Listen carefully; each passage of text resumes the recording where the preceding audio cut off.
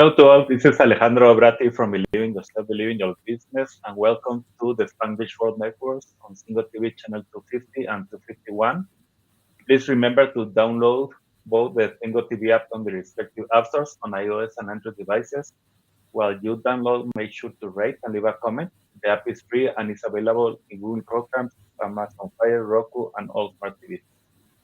Today, I am so happy that we have Kayla here with us. We had a show, I believe, like a year ago with you, Kayla. So time happens so fast.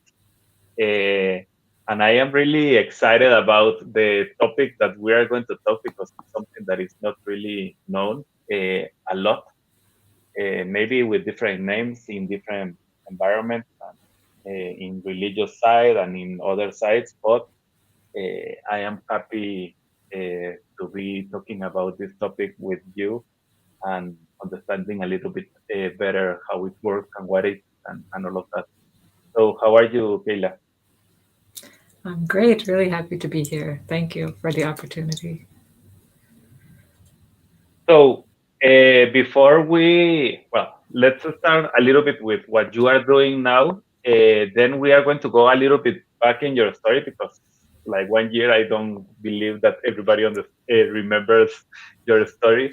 And we are going to be connecting your story with your artistic area and how you are elevating consciousness in the world with this. So let's start with what you are doing now. Okay, so this year I've really developed a lot in this area of light language art. That is kind of what we're here to talk about today. So, this is like a way to use art as a healing modality, as a way to help us to be more connected to ourselves as well as to heal physical ailments that might be holding us back. So, that's really where my focus has been. But I also do life coaching and yeah, lots of other things, energy work. But yeah, today the focus that we wanted to share was really about this artwork. So, And just for everybody to know, Kayla is one of the persons that I work always talking about body healing, body code, and energy healing when we have trapped emotions in our body. That your body is always talking, and that's something that if we hear, we can start to see what is happening. If it's like this stomach that I have an issue, maybe it's trying to tell me something, and when I start to hear and I give the space to hear what is happening, I can start to understand like, okay, there is an emotion that is trapped there, or there is something that is unbalanced that I need to help, and I need to do so. Uh, we're not going to go deep in this area today, or maybe we have some time and we can do a little bit, but let's understand from your point of view, Kayla, when where you started to have this part of artistic and like even in the childhood or in the when you were a teenager where you started to have like, okay, I like this, or I didn't have a clue that I like this and suddenly I started to have it. How was it? yeah. For me, art has always been something I loved, I think, since the time someone first handed me a box of crayons and a piece of paper. It's always been kind of my happy place making art. And when I was really young, in like, I don't know, first grade, maybe I won some awards for abstract art because at that age, it's, I think, quite rare to like to draw things that you haven't seen with your eyes before, right? We usually are drawing our mom and our dad and things we have seen in life. But I always loved to just fill a page with patterns, even if it was just like circles all over the whole page and then coloring in all the different parts. I just found it very therapeutic. And I think as someone who didn't know how to express my emotions through words, I could often do it with color on a page, and then it just felt like, ah, it's out of me now. So that was like therapy for me as a kid, and even into my teenage years, I still very much needed that in my life. It was only as an adult where I shut it down. It was like, okay, there's no time for this now. You have to work and make money, and creativity is not a part of life, and all of that happened kind of college and after college, and then only 10 years later, I started to come back to art and to creativity and to realize like this is a part of me. I can't live without this. I really need it in my life to feel balanced. So it's been a journey. And when you were a child and even a teenager, did you have like a problem with, I don't know, your parents or your teachers or somebody else or even classmates that were like, okay, you're crazy with this type of drawing or something like that, or how was it? Yeah, I mean, from a young age, I used to always say I wanted to be an artist. And, I said I didn't care if I had to live in a box under a bridge and I would just paint all day. Like, I wanted to be an artist. But of course, the people who cared about me didn't see that as a viable way to live, right? They didn't see being an artist as a way that I could sustain myself. So they were constantly telling me, this is not a career. Like you need to be a doctor, you need to be a teacher, something tangible. You can't be an artist. And I took that to heart for a long time. This idea that like artists are poor and you can't Mm, survive being an artist. And mm, it's that the starving artist archetype that we all think of. But now I can see how, of course, there are many ways that art is necessary in our world, and if we just find those ways, we can tap into abundance through art, through expression. So yeah, many people told me it was not a way to go. And of course, my papers in school were filled with doodles on the sides, and all of my notes were covered in symbols and artwork. And yeah, everyone had lots to say about it, but it was just part of who I am. And I also struggled to accept it then. Now I look back and think, why was it so hard? and do you remember when you started to shut it down? Like, okay, this is the time that I decided like I am not going to continue with this, and for how long you shut it down? Yeah, I remember moving into a dorm room. I actually lived in a dorm room in high school and still had all my art supplies there. But somehow when I was like graduating to college, it was suddenly like, no, this is my childhood. I have to put this away. And like I boxed it up and put it in my parents' attic. And it was like, this can't go with me to my adult life. It was very, I don't know, symbolic. And I do remember in college sometimes buying a box of colored pencils or something and going through phases where like I would do a bunch of art and then I would like be embarrassed and tuck it away again. Like, no, I'm an adult now. I don't do these childish things. So it was very much in that transition where I was struggling to be an adult, that I was trying to shut it down. And honestly, I think it was over 10 years probably. It was really when I met my husband. He was the one who really pushed me to get back into art, and he would buy me canvas and paint and just push me to really create again because he had seen pictures of what I had created before. And yeah, so that was only 5 years ago that he really pushed me to get back into it. And he's been a big part of this journey, even getting me like an iPad and an Apple Pen and being like, look, you can make art anywhere, just do it. Wow. Yeah. And when he started to do that, like I know that sometimes to say like I want to revive this area, how was the process? Really, what you started to find, like even what we were talking about, this emotion code or even the body code, like things that your body were telling you something or you had trapped. How was the process to really start to awaken the artistic area? Yeah, it was like opening floodgates, to be honest. And the first few weeks, I painted, I don't know, 10 canvases or something, just constant. And I would like paint all day, wake up in the morning and feel like, oh, I have to get back to my canvases. My house was covered in like black plastic bags that I had covered the floor so I could like throw paint and just like get all the emotions out because it was like all of that was boxed up and so much of yeah, my emotions, my experiences had just been boxed up too, and I still as an adult wasn't good at expressing. So yeah, it was like opening floodgates and letting it all out for I don't know, probably about 2 weeks. All I did was paint after I got back Wow. into it, and then it slowed down. Like, okay, now we can just pace ourselves and paint when we feel like it. It's not like compulsive, but that's how it was for me. I don't know if you've ever had anything like that that you came back to as an adult and just went crazy for it. In my case, what I am doing now, and it started very like few times, like maybe some months ago, is we bought a piano for my kids, then they can start to learn.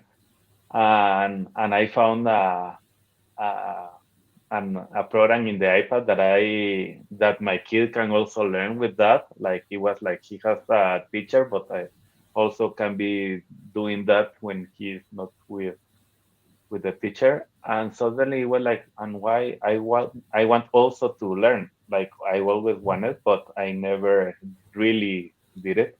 My sisters, I had two sisters that was playing piano since they were kids, but in my case, I was exactly like the opposite. I started to learn guitar, but it was exactly in the moment of the adolescence and the teenager when you are like fighting against anything that somebody else is telling you. At least in my case, I was that was my way of being a rebel or something like that. And I stopped doing it just because I didn't want to do the same thing that my parents were telling me to do. Uh, and not because I really like it. And this time it's like, okay, I have the piano here, I have the program to learn. Let's try, let's go do a try. And really, I am enjoying it a lot. It's amazing. So it's similar. So, but I stop. I can do like six canvas in one day. Eh, but I was because at the end when you are learning piano, it's like okay, you are moving even muscle that you are not used to move. So suddenly it's like okay, it's hurting sometimes, but I am enjoying it, and it's like suddenly I feel that I am learning a lot, and it's really an area in the artistic side that I am enjoying. I also painted when I was a child. I haven't awakened that part yet. Maybe I will do it. Uh, but very good question. Like coming back to where I am. So in your side, you started to paint and do this and start to have this.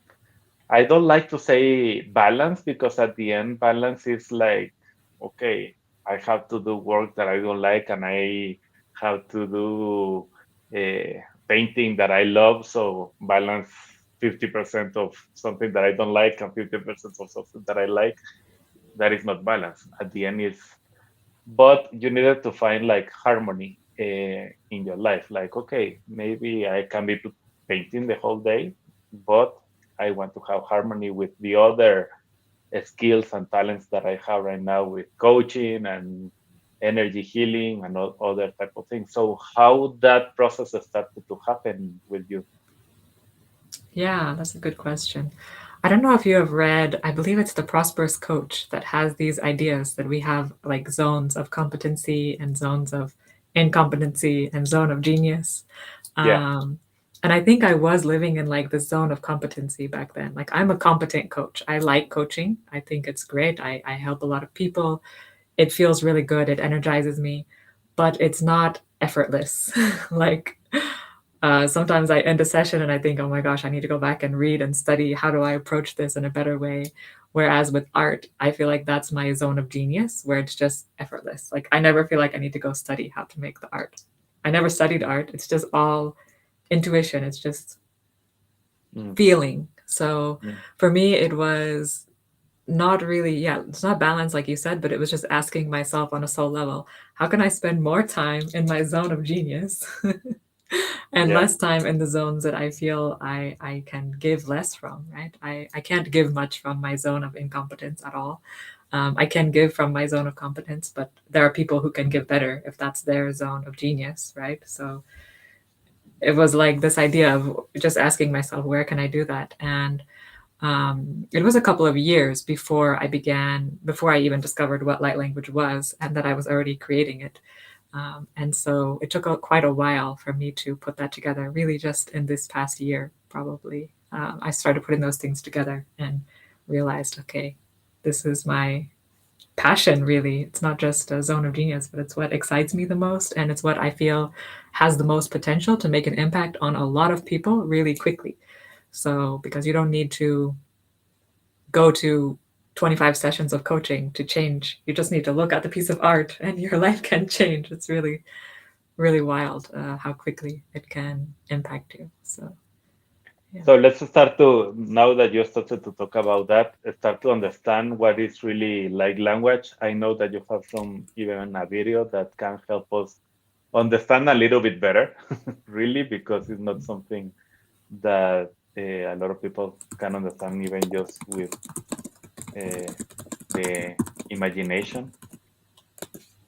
Yeah, I'll get the video up here in a moment. But yeah, so light language art, it's art, right? Art has the potential to make you feel and um, yeah, feel things, right? We've all seen art before that evokes emotion, but the only difference here is that it has an intention behind it. So before I create the art, I really set a clear intention for some kind of healing. So it might be for something simple like to be able to breathe deeper. Maybe I feel myself breathing really shallow and I say, okay, I want a piece of art that I could put on my wall, and when I would look at it, it would help me to just really breathe into my belly. And then I take that intention, I get into a calm meditative state, and then I paint it or draw it or whatever medium I'm using. Most of the ones you're going to see on the video are going to be the digital art that I created through, yeah, on an iPad with an Apple Pen because it's very quick and easy to create that way. And yeah, the power is just it's in the frequency of the colors, it's in the frequency of the intention that's woven into the art. So it's hard to explain, but it's meant to bypass our rational mind. That's the power of it, is that we don't have to understand it or to really analyze how it works. But what we want to do when we see it is just to really feel in our bodies, what does this feel like for me?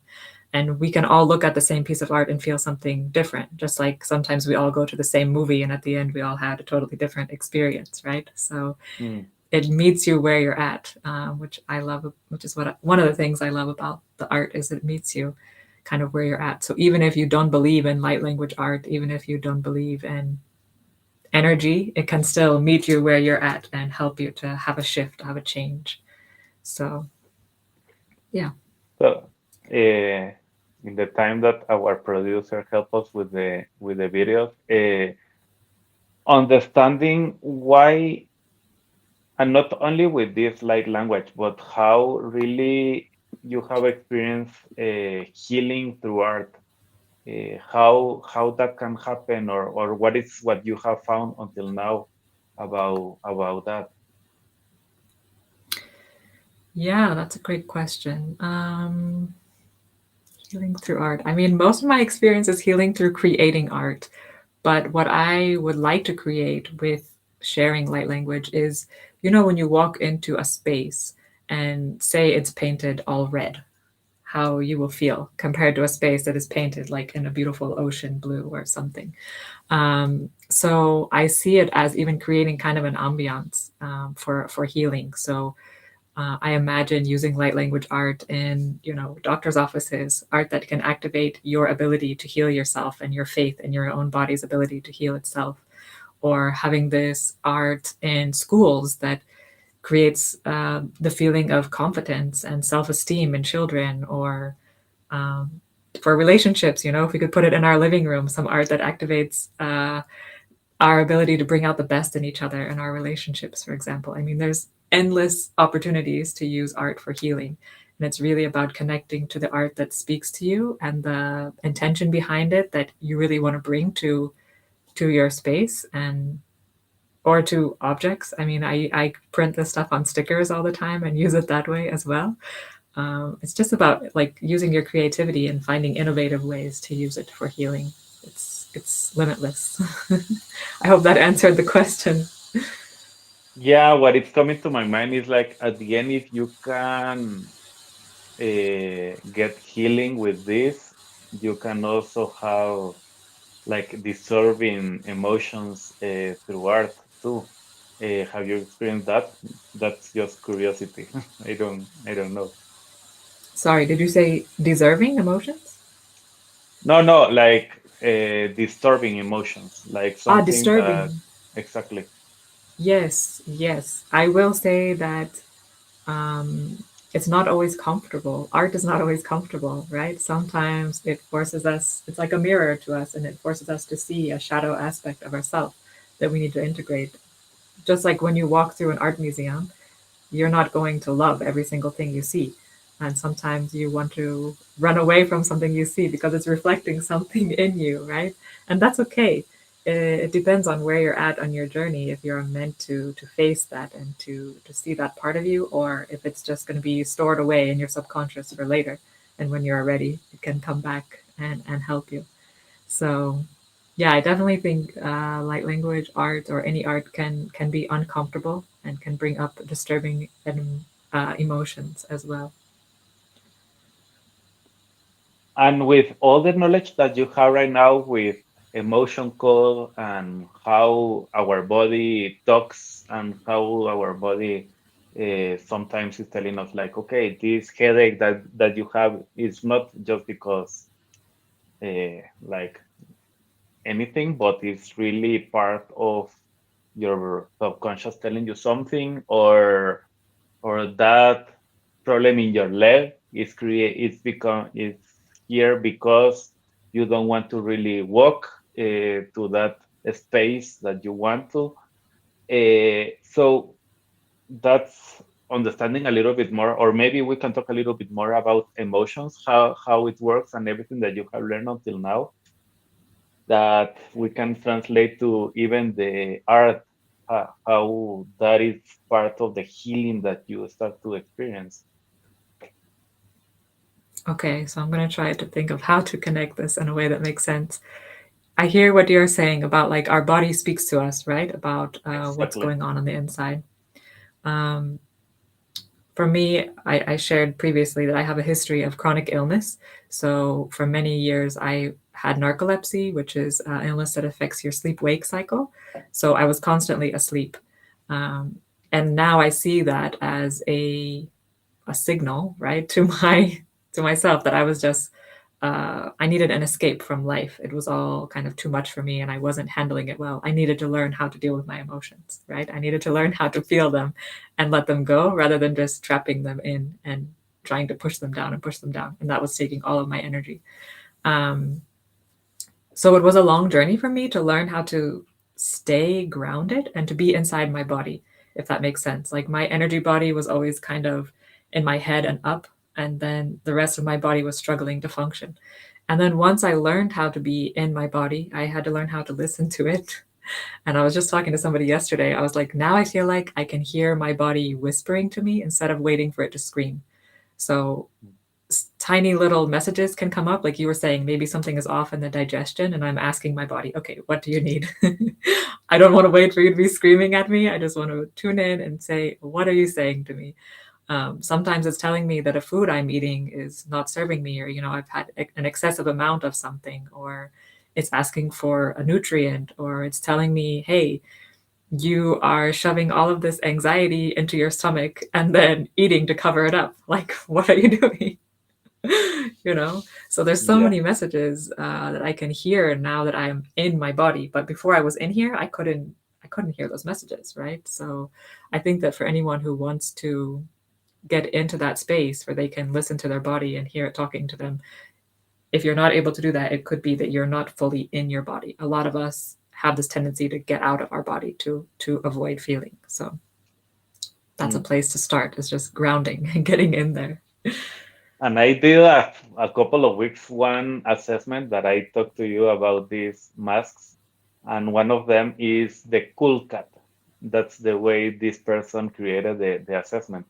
And the cool cat is the person that you see a cat that is always cool, like everything is fine, but in the inside they can be like suffering or having a lot of things that they are going through. And even yesterday, for example, I was talking with a friend and talking that in the program there was a person called from the Blue Man Group that normally he's making laugh everybody, but he was telling his story like he was feeling depressed a lot of the time.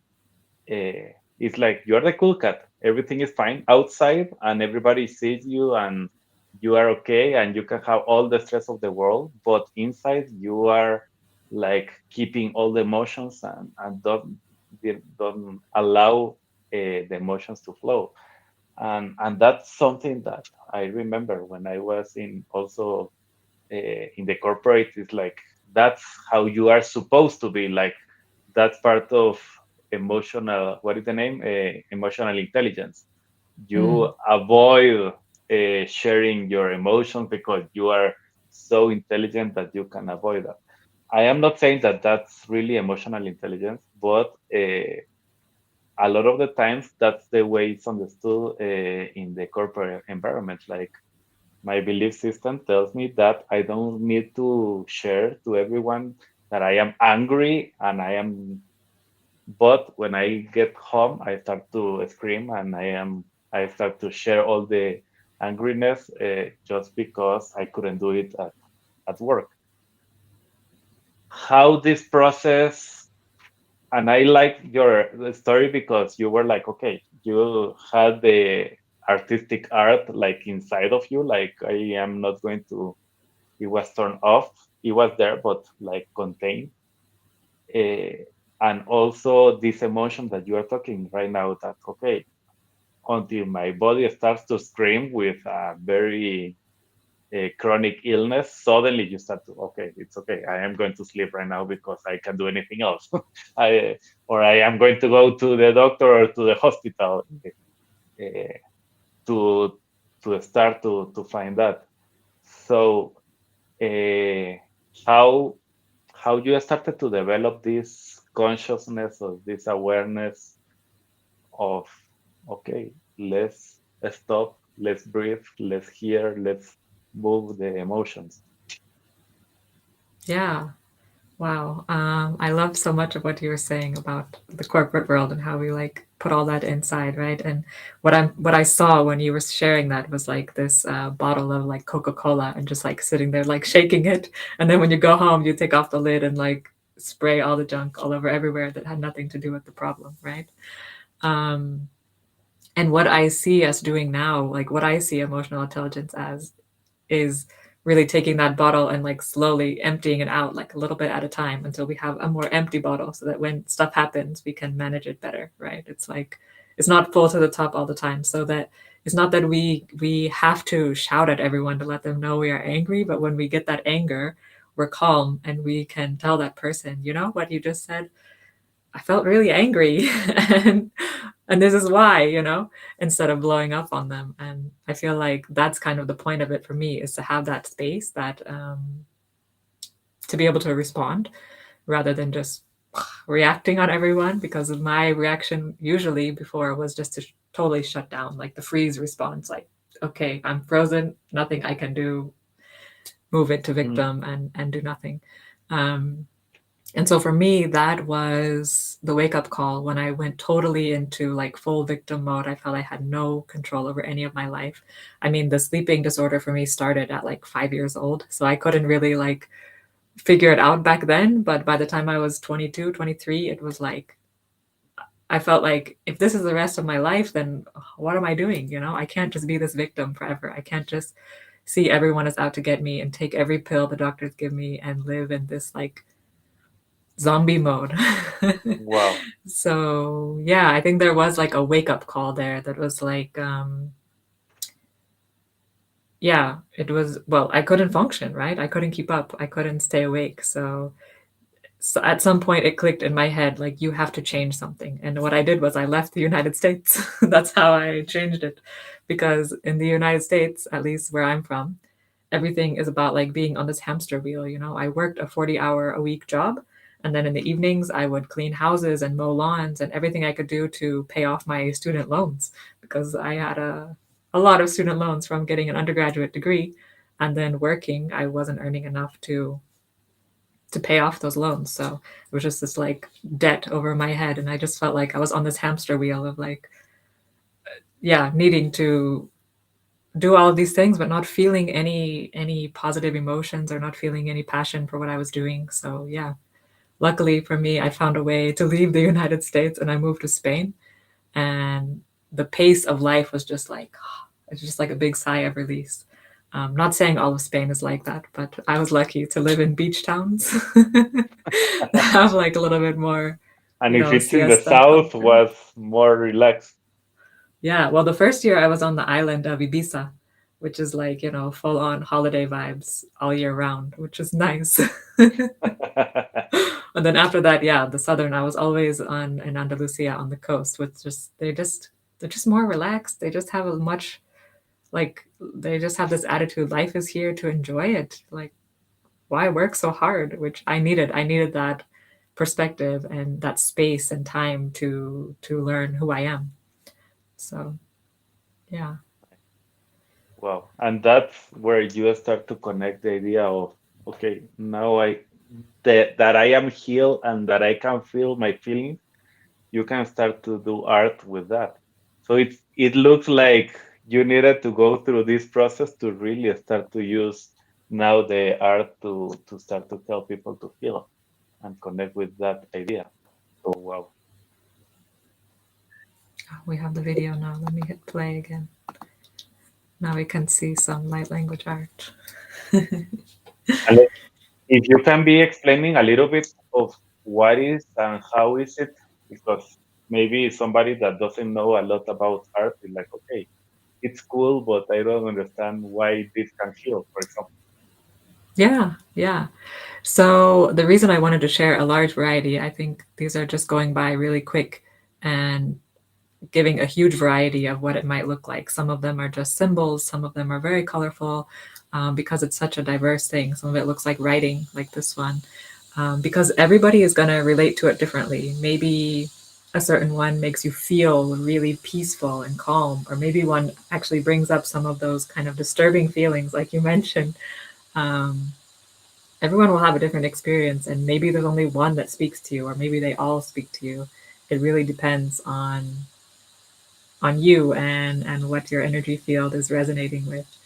But all of these have some kind of pure intention behind them. None of them have an intention for harm or making you uncomfortable, but many of them have intentions to help us know ourselves better, to help us to connect to our soul more clearly, or to connect to our soul origins, even if you connect with that idea that our soul originated in a place in the universe.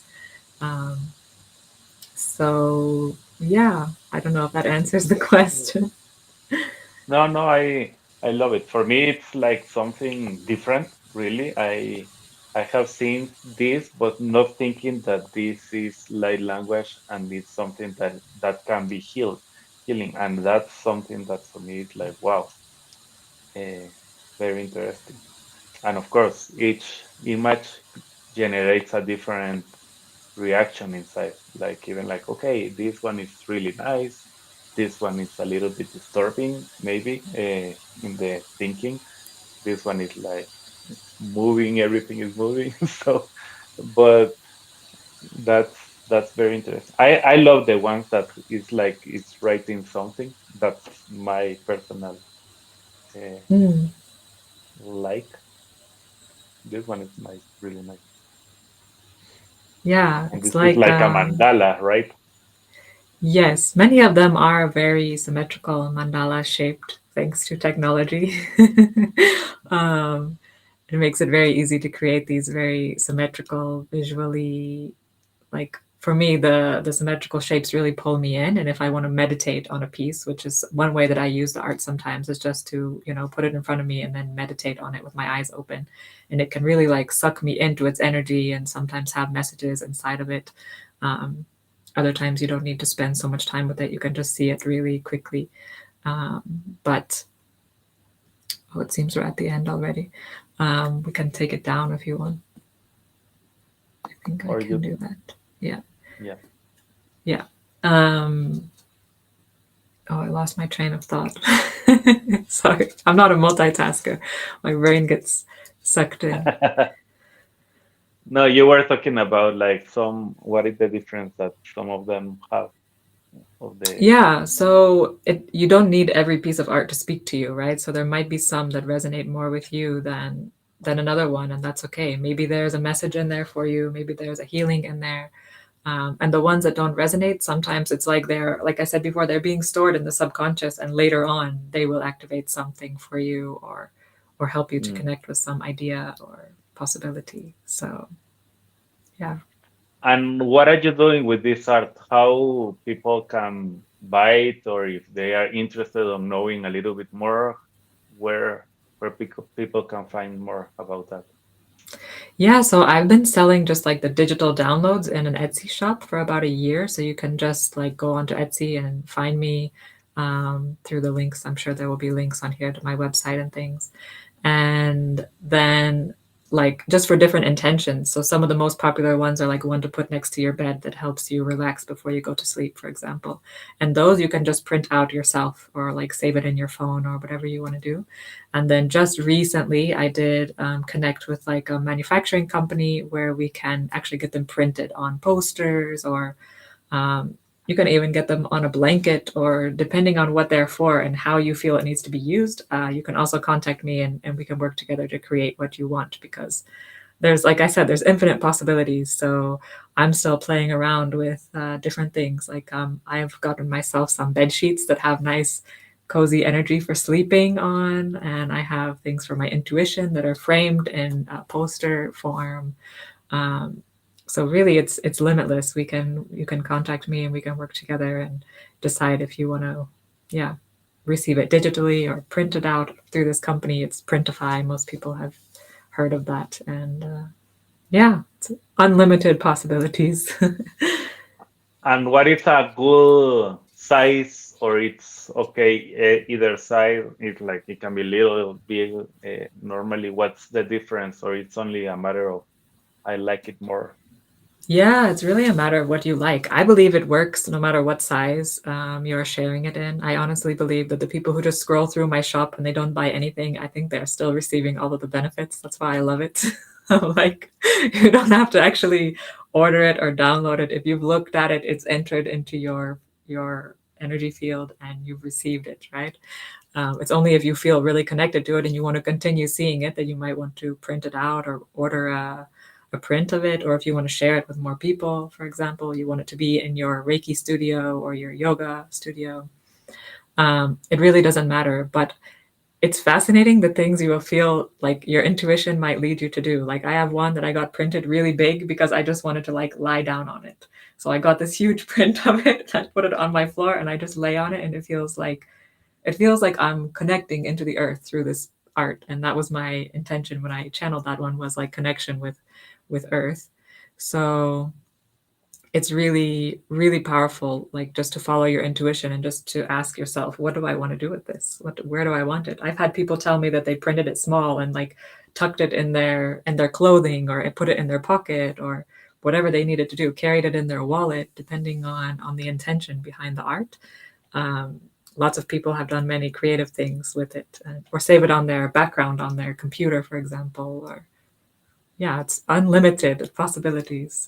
Even people who have channeled things, I've made things for their children, especially. I've had a lot of people reach out with children with, with different developmental issues that maybe their teachers say that they are problematic or something, and we've been able to create art that they keep in their space that helps them to feel more calm and connected and able to communicate. So it's really amazing. The possibilities are endless, and those options are also in my shop, to just, tell me what you want created and I will take time and create it, because I can't think of every option out there for everyone. So yeah. Wow, that is really interesting. And now that you are doing both sides to connect with the idea of coaching, because you started to do coaching Mhm. and understanding a lot of the coaching, then you started to do this like language art. How that connects again with the coaching and what is happening in both areas, how you found harmony between both. Yeah, I love that question because it was such a beautiful part of my journey when I realized I was coaching somebody on doing what they felt passionate about as a child. And I was hearing myself and I was feeling it in myself like, oh my gosh, Kayla, you're telling this person they have to do what they feel passionate about and put it out into the world and make it part of their career. And you're not doing it. And I felt this like shift happen in me. And I realized, like, yeah, that's part of my journey. I have to put this out into the world. So that was when I started like the Etsy shop and started to talk about what I was doing, because before it was just at home in my little bubble and my friends, some of my friends knew, or, you know, I might have something on Instagram or something, but it was very quiet. And when I realized that accepting this as is part of who I am and sharing it in my coaching was important, that journey started, and it's still a journey. I will say it's still a journey, but I do use it in my coaching now, both the art itself and also often verbal light language. Like I also speak codes of light language, and that's also a big healing modality. So both of them have been integrated into coaching. And sometimes I create PDFs for my clients, or just send them the images that I feel they might want to keep next to them, or channel them specifically for them. And they really find it helpful with a lot of things. One of the big things is people who want to meditate more, but they struggle to get into that meditative space. Because light language transcends our rational mind, it helps us to just drop into that space of awareness where we aren't stuck in the rational mind, right? When we start to see more of our our bigness, our oneness with all that is, right? That's a big it's like almost like jumping steps. By using light language, we can get so much further than if I was just straightforward coaching. It might take many more sessions to get to those places where we really feel connected to all that is, and we really accept that I'm more than my physical body, right? Which is like a big part of the coaching that I do, at least. So yeah, it's really accelerated things for my clients, and it's really helped people get to that next level of knowing who they are and what they want in the world. So yeah, and it's helped me tremendously to express myself better. So Wow, I love that. And we have here also the link to connect to your website, and you have a lot of good art there.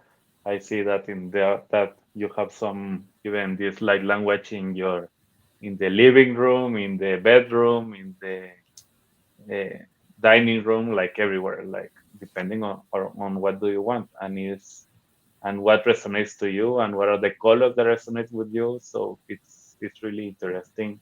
So anybody that is looking or is like curious about it, here you can know a little bit more about Kayla and how she's doing what she's doing.